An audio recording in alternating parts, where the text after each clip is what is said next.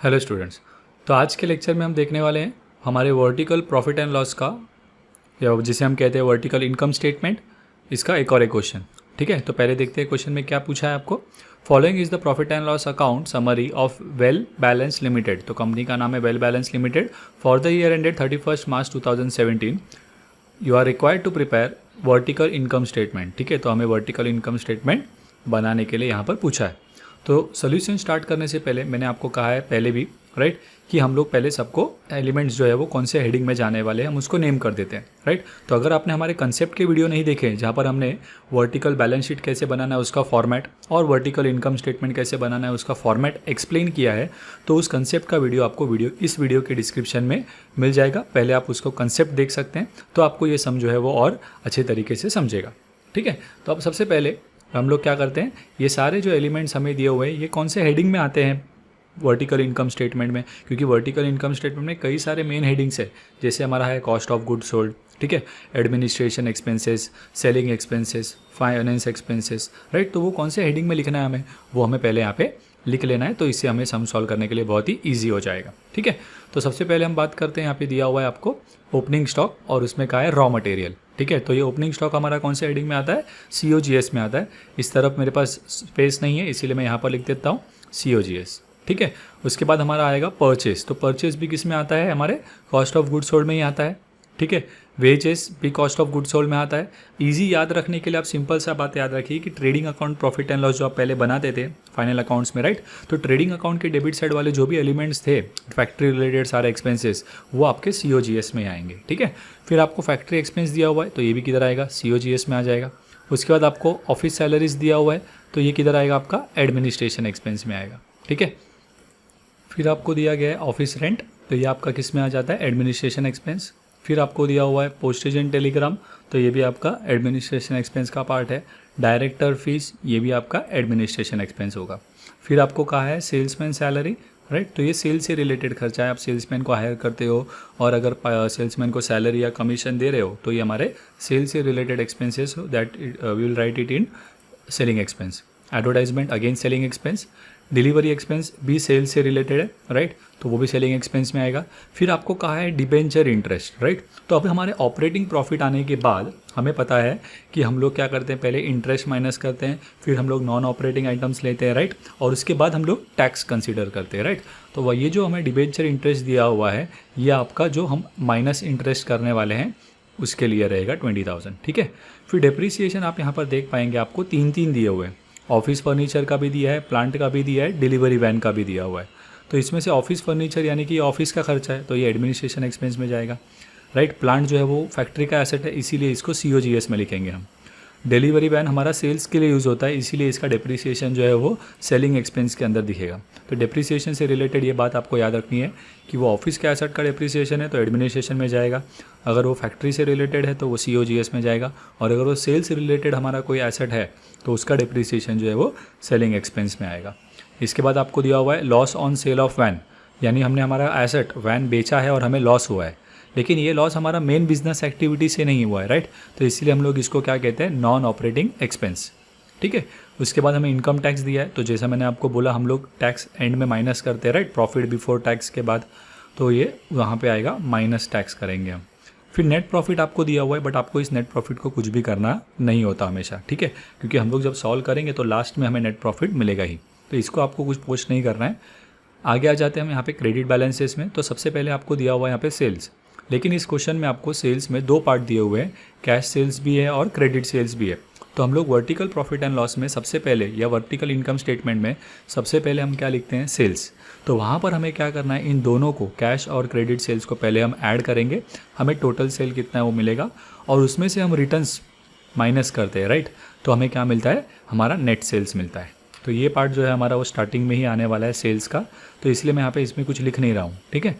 उसके बाद आपको दिया हुआ है क्लोजिंग स्टॉक रॉ मटेरियल का, तो ये क्लोजिंग स्टॉक आपको कौन से हेडिंग में लेना है, COGS में लेना है। उसके बाद आपको दिया हुआ है डिविडेंड ऑन इन्वेस्टमेंट, राइट, मतलब हमने कहीं पर कोई पैसा इन्वेस्ट किया और उसके ऊपर हमें डिविडेंड मिला है। अभी डिविडेंड हमारा मेन बिजनेस एक्टिविटी से आया हुआ इनकम नहीं है, इसीलिए हम इसे क्या कहते हैं, नॉन ऑपरेटिंग इनकम। और उसी तरह यहाँ पे उन्होंने कहा है profit on sale of furniture. यहाँ पे हमने देखा था कि लॉस हुआ था हमें सेल ऑफ वैन से, मतलब एसेट बेच के लॉस होता है तो वो भी हमारा नॉन ऑपरेटिंग आइटम है, राइट। वैसे ही अगर कोई एसेट बेच के फ़ायदा हुआ तो वो भी नॉन ऑपरेटिंग आइटम ही हुआ, क्योंकि एसेट बेचना हमारा मेन बिजनेस नहीं है, ठीक है। तो ये जो profit on sale of furniture आपको दिया हुआ है ये हमारे लिए क्या रहेगा, अगेन नॉन ऑपरेटिंग इनकम, क्योंकि यहाँ पे हमें प्रॉफिट हुआ है, ठीक है। तो हमने सारे एलिमेंट्स कहाँ जाने वाले हैं वो डिसाइड कर लिया है। तो अब हम लोग जो है वर्टिकल फॉर्मेट बनाना शुरू कर सकते हैं, ठीक है। तो ये हमारा वर्टिकल इनकम स्टेटमेंट का है। तो पहले हम कंपनी का नाम लिख देते हैं, उसके बाद हम लोग यहाँ पे मेंशन करेंगे vertical income statement for the year ended, जो ईयर हमें समय का है 31 मार्च 2017। फॉर्मेट के लिए पहले मैं यहाँ पे अमाउंट के 3 कॉलम के साथ टेबल बना लेता हूँ, उसके बाद हम जो है वो स्टार्ट करेंगे। तो सबसे पहले हम लोग क्या लेते हैं, सेल्स का अमाउंट। अब कई बार ऐसा होता है कि सेल्स का अमाउंट आपको डायरेक्टली दिया होता है, बट यहाँ पर आपको सेल्स के अंदर 2 पार्ट दिए हुए हैं, तो हमें यहाँ पे दोनों मेंशन करेंगे कि सेल्स हेडिंग लिख रहा हूँ मैं, उसके अंदर मैं लिखूँगा मेरा कैश सेल्स कितना कहा है उन्होंने 5,20,000, उसके बाद क्रेडिट सेल्स कितना दिया हुआ है मुझे 15 लाख। वे दोनों को ऐड करेंगे तो मेरा टोटल सेल्स कितना है वो मुझे पता चलेगा, राइट। बट उसमें से मैं रिटर्न्स भी पहले माइनस कर देता हूँ। रिटर्न्स हमें कितना कहा है 20,000, ठीक है। तो मेरा cash sales plus credit sales minus में रिटर्न्स करता हूँ तो मुझे मेरा नेट सेल्स जो है वो पता चलेगा। तो वो मैं यहाँ पे आउटर कॉलम में ले लेता हूँ कितना 20 लाख, ठीक है। अब ये नेट सेल्स के बाद हमारा नेक्स्ट हेडिंग क्या आता है, नेट सेल के बाद COGS, और COGS को हम क्या करते हैं, लेस करते हैं नेट सेल्स में से, राइट। तो यहाँ पे मैं लिखता हूँ heading less cost of good sold. Cost of good sold का वैल्यू मैं फिलहाल डायरेक्ट तो नहीं लिख सकता हूँ, मुझे उसका वैल्यू फाइंड करना होगा, तो ये खाली मेरा हेडिंग है, ठीक है। अब COGS के अंदर कौन सी चीज़ें हमारी जाने वाली है हमने ऑलरेडी देखी है, सब जगह पे लिखा हुआ है COGS, वो सारी चीज़ें मैं क्या करूँगा यहाँ पे अभी ले लूँगा, ठीक है। तो जो भी प्लस होने वाली है वो पहले आएंगी सारी, और जिसको हम लेस करते हैं जो कि हमारा क्लोजिंग स्टॉक होता है, राइट, उसको हम लोग एंड में लेंगे, ठीक है। तो सबसे पहले हमारा ओपनिंग स्टॉक दिया हुआ है हमें कितना 7 लाख, तो वो आ जाएगा। उसके बाद हमें परचेस है 9 लाख, वो आ जाएगा। उसके बाद हमें दिया हुआ है वेजेस, तो वो लिख देते हैं। उसके बाद हमें दिया हुआ है फैक्ट्री एक्सपेंसेस, तो वो भी ले लेते हैं हम। इसके अलावा COGS में और क्या है, तो हमारा प्लांट का डिप्रिसिएशन था, राइट, तो वो आ जाएगा हमारा COGS में। और कुछ COGS में बच रहा है नहीं है, राइट। तो आपका क्लोजिंग स्टॉक है तो वो हम लोग क्या कर देते हैं यहाँ पे लेस कर देते हैं। इतना पार्ट सॉल्व करने से आपको जो है वो COGS का वैल्यू आपका मिल जाएगा। तो ये यहाँ पे मैं सारे values opening, purchase, wages, factory expense, depreciation सब ऐड कर रहा हूँ, और उसमें से ही क्लोजिंग स्टॉक का वैल्यू माइनस करके मैं अमाउंट बाहर ले लेता हूँ यहाँ पर 15,30,000, ये मेरा जो है वो COGS का वैल्यू है। अब सेल्स की अमाउंट मेरी 20 लाख थी, उसमें से मैं COGS 15,30,000 माइनस करता हूँ तो मुझे मेरा क्या मिल जाएगा, ग्रॉस प्रॉफिट। क्या मिलता है हमें, ग्रॉस प्रॉफिट, ठीक है। 4,70,000 मेरा ग्रॉस प्रॉफिट आ गया। इस ग्रॉस प्रॉफिट के बाद अब हमें क्या लेना है, हमारे ऑपरेटिंग एक्सपेंस लेने बिजनेस के, ठीक है ना। तो नेक्स्ट हेडिंग क्या रहेगा हमारा, less operating expense. Again COGS की तरह ये लेस ऑपरेटिंग एक्सपेंस हमारा खाली हेडिंग है। हम इसके अंदर मेंशन करने वाले हमारे ऑपरेटिंग एक्सपेंसेस, जो कि कितने होते हैं 3, एडमिनिस्ट्रेशन, सेलिंग एक्सपेंसेस और फाइनेंस एक्सपेंसेस, राइट। तो सबसे पहले मैं एडमिनिस्ट्रेशन एक्सपेंसेस ले लेता हूँ यहाँ पे सारे, उसके बाद मैं सेलिंग एक्सपेंसेस लूँगा सारे। फाइनेंस एक्सपेंस तो हमने देखा कहीं पर कुछ दिया नहीं था, तो हमें वो 2 ही एक्सपेंसेस कंसीडर करने हैं, ठीक है। तो पहला हेडिंग एडमिनिस्ट्रेशन एक्सपेंस, उसके अंदर यहाँ पे देखिए हमने AE लिखा हुआ है सब जगह पर, राइट, वो सारे हमारे एडमिनिस्ट्रेशन एक्सपेंस में आएंगे, ठीक है। तो सबसे पहले मैं उसमें ले रहा हूँ ऑफिस सैलरीज दिया हुआ है मैं, राइट, तो वो कितना दिया हुआ है 25,000। फिर ऑफिस रेंट मुझे दिया हुआ है 39,000, postage and Telegram 5,000, director fees दिया हुआ है 6,000, ओके। तो इतने एलिमेंट्स हमारे ऑफिस से रिलेटेड है। और नीचे भी था हमारे डेप्रिसिएशन में उन्होंने कहा था ऑफिस एक्सपेंस का ये ऑफिस फर्नीचर का डेप्रिसिएशन है, राइट, तो वो भी एडमिनिस्ट्रेशन का पार्ट होगा 10,000। अब इन सब का टोटल करने के बाद मुझे एडमिनिस्ट्रेशन एक्सपेंस का टोटल यहाँ पर मिल जाएगा 85,000 ले रहा हूँ मैं, ठीक है।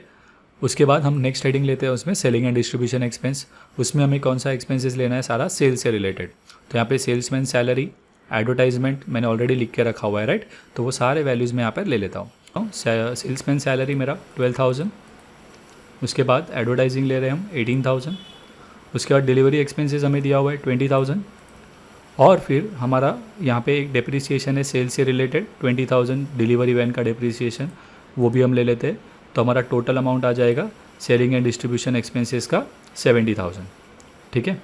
अब इसके बाद फाइनेंस एक्सपेंस आता है, लेकिन हमारे सम में फाइनेंस एक्सपेंस से रिलेटेड कोई भी एलिमेंट दिया नहीं है, ना ही फाइनेंस एक्सपेंस डायरेक्टली दिया हुआ है, ठीक है।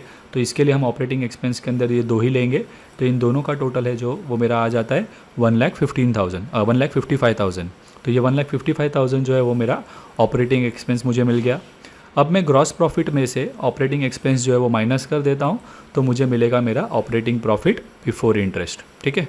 तो 4,70,000 में से 1,55,000 माइनस करते हैं तो हमें मिलेगा 3,15,000, ये हमारा ऑपरेटिंग प्रॉफिट बिफोर इंटरेस्ट, ठीक है। अब मुझे क्या करना है, इंटरेस्ट कंसीडर करना है, फिर मैं नॉन ऑपरेटिंग आइटम्स लेता हूँ और फिर मैं टैक्स माइनस करता हूँ, ठीक है ना। तो इस तरह से स्टेप है हमारा।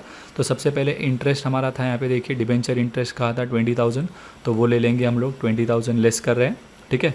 तो इंटरेस्ट माइनस करने के बाद हमारा प्रॉफिट कितना मिलता है, तो वो हम लोग लिख देंगे यहाँ पर, कितना आ जाएगा माइनस करके 20,000, 2,95,000, ये हमारा ऑपरेटिंग प्रॉफिट आफ्टर इंटरेस्ट हो जाएगा। अब इसके बाद आपको नॉन ऑपरेटिंग आइटम्स लेने हैं, उसमें आप नॉन ऑपरेटिंग इनकम्स को प्लस करते हैं और जो भी नॉन ऑपरेटिंग एक्सपेंसेस है उनको माइनस करना है। तो सबसे पहले नॉन ऑपरेटिंग इनकम में कौन से थे, तो हमें दो नाम थे हमारे, राइट। नॉन ऑपरेटिंग एक्सपेंस में एक ही नाम था हमारा। तो पहले नॉन ऑपरेटिंग इनकम ले लेते हैं हमारे। डिविडेंड ऑन इन्वेस्टमेंट है हमारा 10,000, profit on sale of furniture हमें दिया था 20, मतलब मेरा नॉन ऑपरेटिंग इनकम कितना है 30,000। फिर मैं नॉन ऑपरेटिंग एक्सपेंस लेता हूँ, उसमें एक ही नाम था हमें, sale of loss on sale of van, right, वो कितना था हमारा 5,000। तो ये एक सिंगल आइटम है, इसीलिए मैंने डायरेक्ट बाहर लिख दिया। और ब्रैकेट में क्यों लिख रहा हूँ, बिकॉज हमें नॉन ऑपरेटिंग एक्सपेंस है ये, इसको माइनस करना है, ठीक है ना। तो अब हमें जो ऑपरेटिंग प्रॉफिट बिफोर इंटरेस्ट मिला था उसके अंदर में जो मेरा नॉन ऑपरेटिंग इनकम का टोटल आया है वो प्लस कर देता हूँ, और नॉन ऑपरेटिंग एक्सपेंस का टोटल, क्योंकि एक ही वैल्यू है तो वही टोटल है, उसे हमें लेस करना है। सो 2,95,000 में हम 30,000 प्लस करेंगे, 5,000 माइनस हो जाएगा, तो हमें आंसर आएगा, उसका नाम है हमारा नेट प्रॉफिट बिफोर टैक्स। तो 2,95,000 में से 30,000 प्लस करते हैं और 5,000 उसमें से माइनस हो जाएगा, तो मिलेगा हमें 3,20,000। अब उसके बाद हमें क्या माइनस करना है, हमारा टैक्स। तो टैक्स का अमाउंट अभी हमें दिया हुआ था 1,75,000, तो वो मैं यहाँ पे माइनस कर देता हूँ।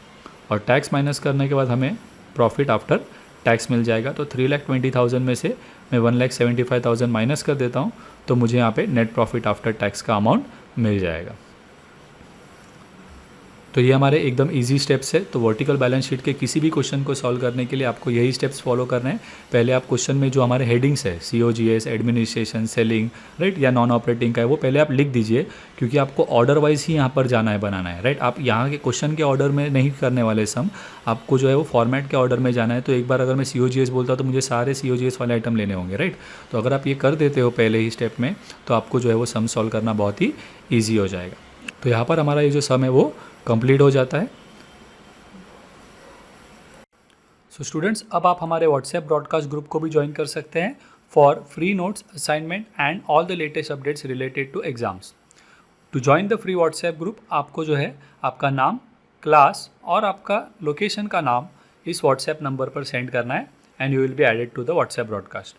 तो अगर आपको हमारे ये लेक्चर्स पसंद आते हैं तो हमारे वीडियोज़ को लाइक और कमेंट करें और इन्हें अपने फ्रेंड्स के साथ शेयर करना ना भूलें।